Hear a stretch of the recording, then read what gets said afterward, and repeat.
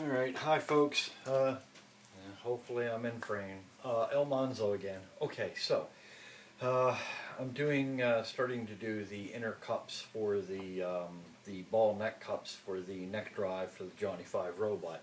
I'm doing these videos, one, so you can see how they're made, and two, when they are offered for sale to the general public, and they will be very limited in their run.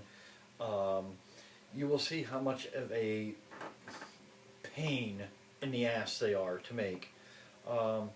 And so this way, I don't want to hear anybody pissing and moaning about, about the cost. So, because these are entirely handmade. Okay, so what I'm making is, and hopefully I'm in frame here. These are the ball cups on the neck for the neck. These are the upper ones, and there's a set, which is the lower ones, which have an additional cut down here. Hopefully I'm in frame.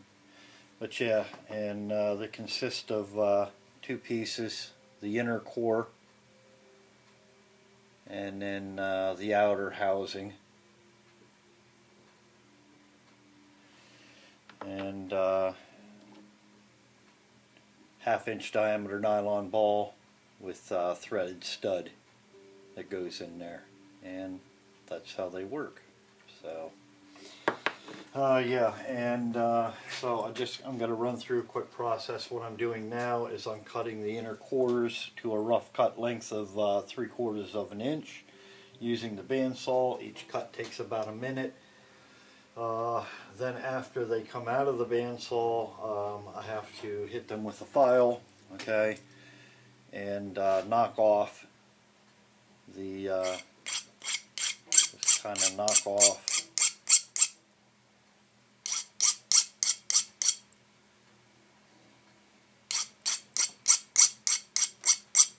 a little bit of material that gets folded over during the cutting process. Okay, so yeah, so I'll just run through here just to show you. It's pretty straightforward. And what I do is I have my half-inch diameter inner core stock material. I cut a 6-foot bar down to 36 inches so I can put it into the lathe, and I can spin it so I can hit it with some 80 grit sandpaper. Then I go to 400 grit and then 1000 grit, and that gives you a good finish. The reason you have to do this is it's a very precise fit. So if you don't do this, when you go to insert the core into the outer casing, it won't slide in. It will get stuck. That's a problem when machining these things. So, and this is the rough stock here.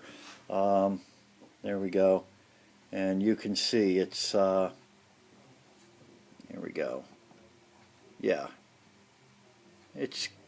this one's actually good. The first one, the first piece I did was actually had some sort of extrusion defect in the material, which I had to sand out. So yeah, so there we go, and I'll just run through this. So and this is cutting within 5/1000ths of an inch for accuracy on my cuts,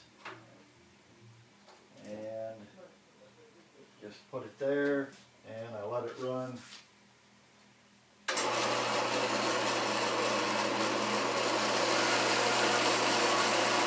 Like I said, it takes about a minute to cut a piece.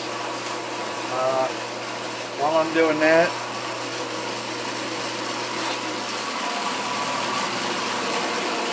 these are the blanks so far. They're doing about 130 of them.